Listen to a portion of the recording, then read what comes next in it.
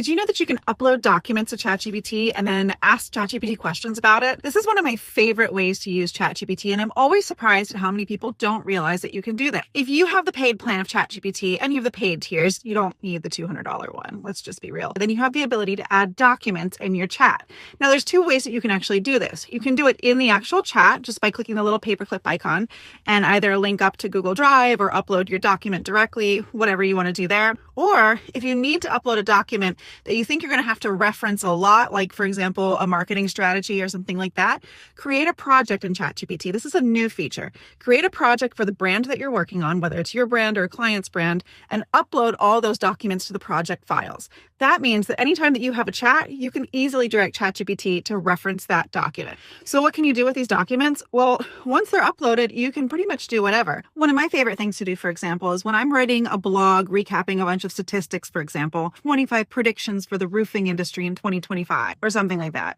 I'll take an article that's already recapped all of the statistics or things like that. Oftentimes these are going to be in like white papers that you can download.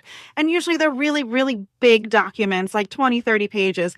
I don't have the time to go through all those documents and like pull out all the statistics. So what I'll do is I'll upload it in ChatGPT, again, either in my project files if it's something that I'm going to use a lot, or just in that individual chat.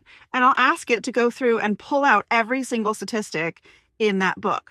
And I always make sure to tell it, please be sure you're only pulling out statistics that actually come from the document provided, because sometimes it'll try to make things up.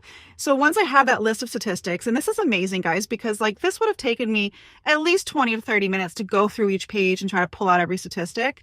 I'll then have it sort them. So depending on what I want to write the blog about, for example, if I'm focused on, I don't know, roofing maintenance programs for HOAs or something like that, I think you maybe can tell what kind of project I'm working on right now.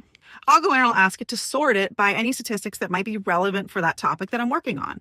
What you'll want to do is once you have a list of those statistics, if this is the way that you're using it, or really any result, depending on what you're asking ChatGPT to give you, you'll want to go through and make sure that you're pulling out a couple here and there, and then going into the document to verify.